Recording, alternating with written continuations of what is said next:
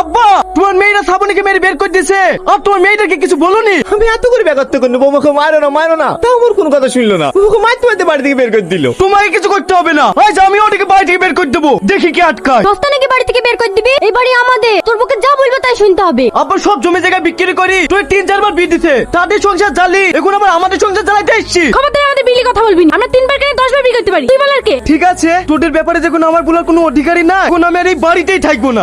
Hello, এত বড় দুর্ঘটনা ঘটে গেছে? ঠিক আছে, আমি এখন আসছি। এই দেখো, মহারানীর বাপ চলে এসেছে। মেয়েকে জন্ম দেওয়ার বেলায় আছে, শিক্ষা দেওয়ার বেলায় নেই। এই বুড়ি, তুই কি করেছিস?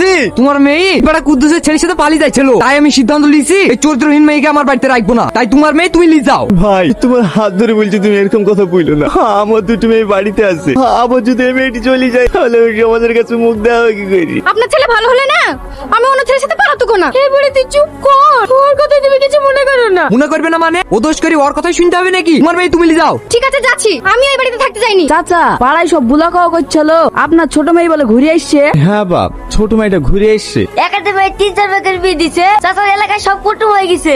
এই ছোড়ারা, এবার ছেলে এক মারছে কেন? এখনকার তো ছেলে পিলি যা হয়েছে না, বড় মানুষকে কেউ সম্মান করতে পারে নাকি? ওদের কোনো দোষ নাই ভাই, সব দোষ আমার কপালে। ভাই দুঃখ করে না, মেয়েগুলোকে বাড়িতে রেখে দেওয়া তো যাবে না, মেয়েগুলোকে বিদার ব্যবস্থা করতে তো হবে।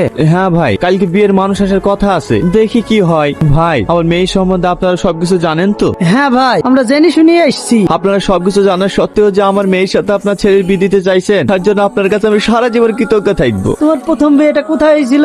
ও জেনে আপনার লাভ কি? আমি বলছি ভাই, এই হরিণ ঘাটায়। দ্বিতীয় বিয়েটা কোথায় হয়েছিল? কানাইনগর। আচ্ছা ঠিক আছে মা। তৃতীয় বিয়েটা কোথায় হয়েছে জিজ্ঞেস করবেন না? তৃতীয় বিয়েটা আমার পাশের গ্রামে হয়েছিল, ওটা আমার জানা আছে। তোমার যেমন মা 3টি বিয়ে, আমার ছেলে 4টি বিয়ে, আবার একটা ছেলেও আছে। তোমার কোনো আপত্তি নাই তো মা? না না ভাই, ওর কোনো আপত্তি নাই। ঠিক আছে ভাই, বিয়ের ডেটটা ফোনে জানিয়ে দেবো। তুমি আমার ছেলেকে মেরেছো কেন?